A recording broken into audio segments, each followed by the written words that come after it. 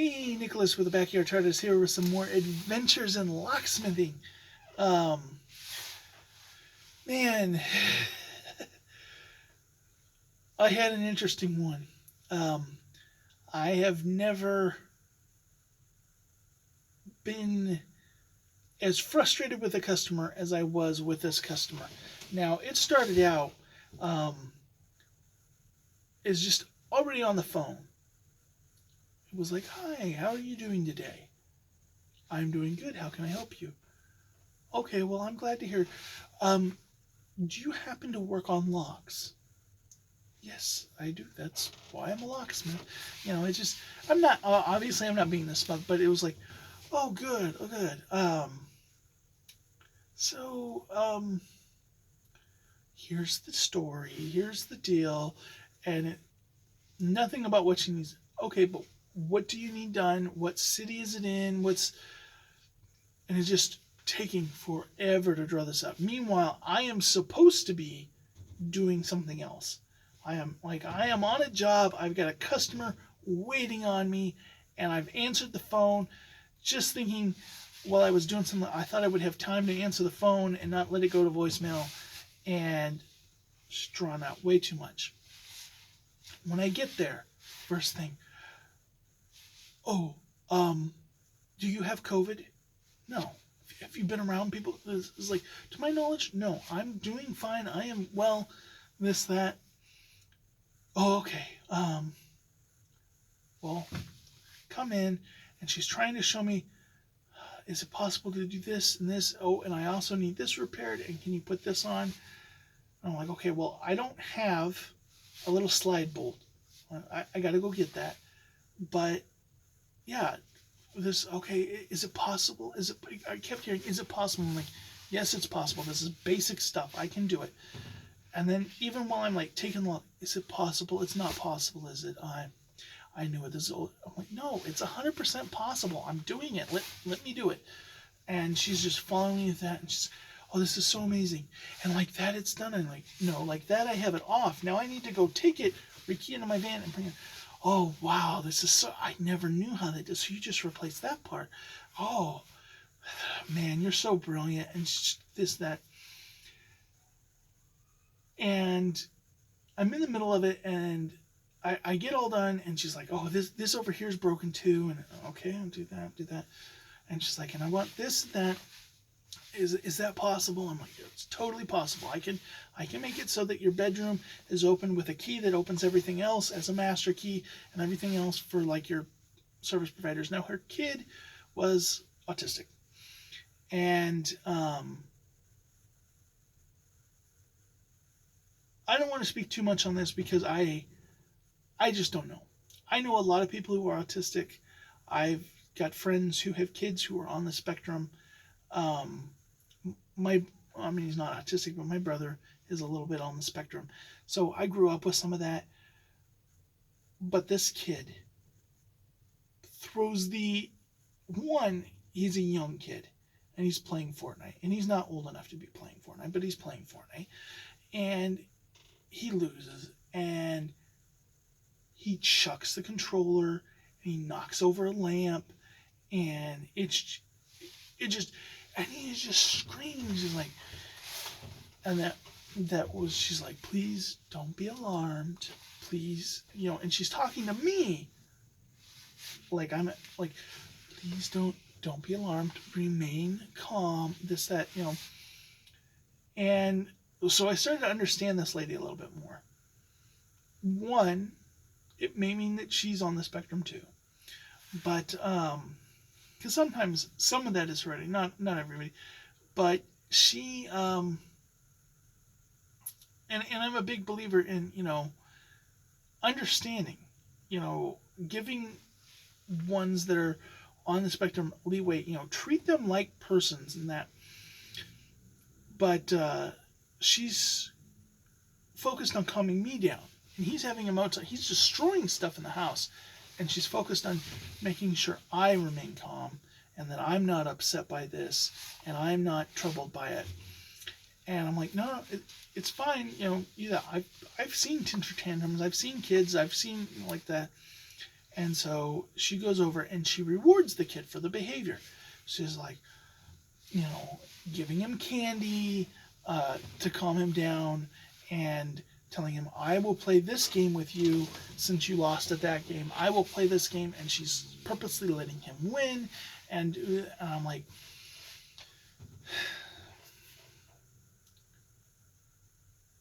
you have to get, when you have a child, you have to get creative in some of the things.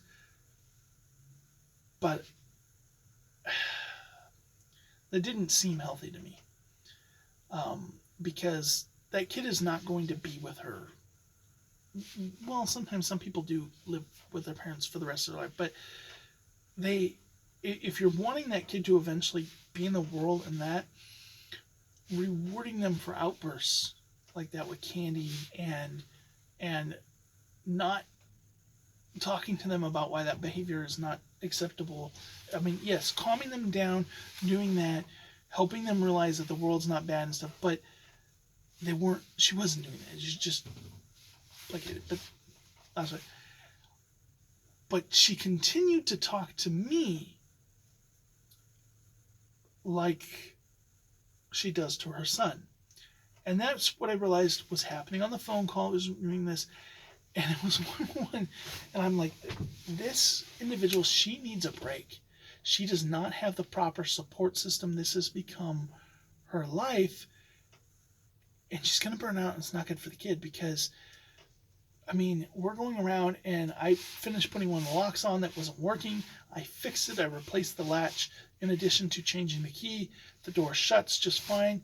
And she's like, yay, congratulations, you did it. And I'm thinking, this is my job. This is what I did for a living. This is why you hired me. Of course I can do it. I was really trying not to be frustrated with the situation. I'm trying to have understanding. But, because it is such a difficult situation. And my hat goes off to parents who had that situation, that make the changes that they have to make in their life to adapt to that situation. However, I think it's important that they do it in a way that helps the child to progress, not sink in or shelter them from everything. There are definitely things of being mindful, understanding noises, sounds, and different things affect different ones that are on the spectrum. I did a video not too long ago, about autism awareness and stuff like that. And so I think that's very important, but I think it's also important to support ones that have this. It's so vital, especially because when they talk, they use the term spectrum.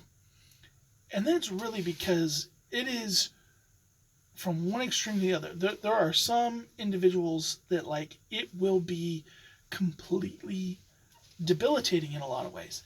There are other individuals that it will mean that they will be awkward in society, and some, it just affects everybody differently. And so with that in mind, yeah, I'm not one that thinks that one answer fits all, and I can't really comment on it, and I don't want to come off as judgmental of this lady, because I really don't know what the needs of this kid are or how extreme he is. But it was one of those things that at first I was like extremely frustrated because I didn't understand why this lady was like, and then it became clear to me why she was acting the way. And so I did the work with her. At no point was she aware that anything was frustrating me. But it was a difficult job. It was a difficult job to be there, to hold my tongue, to hold my temper, and I ended up getting everything done. It was my last job of the day, and I ended up having to do a bunch of extra stuff for it, and just the extra time, it took an hour longer than the job should have, because everything I did, I had to explain it and go over, and she's like, I want this change. Okay, well, here's our options, A, B, or C. They're very simple options. Ooh, I don't, do you have pictures? It was just kind of a really, hard. And so, I'm getting home an hour late to the family. Very frustrating, but, yeah, it was just one that, is tough because sometimes you run into that with the job. You have to adapt to the needs of the people, and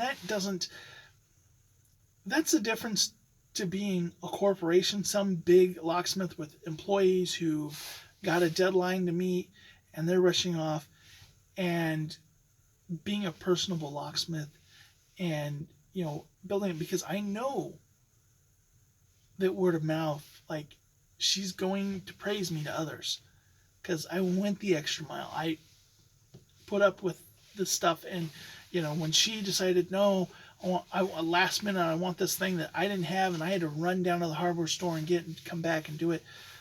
I did that, and so, and you get to help people. You get to, like, I know that by putting that on, because she was worried, she had a lot of stuff already securing the front door, but her son was still able to occasionally get out the front door and run out to the street. And so putting that on gave her that peace of mind. That, at the end of the day, is what it was worth it.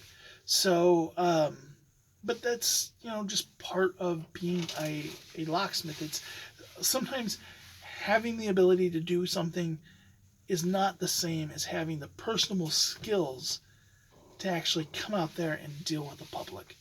And so, I hope everybody's having a good day, and I will catch you in the next video.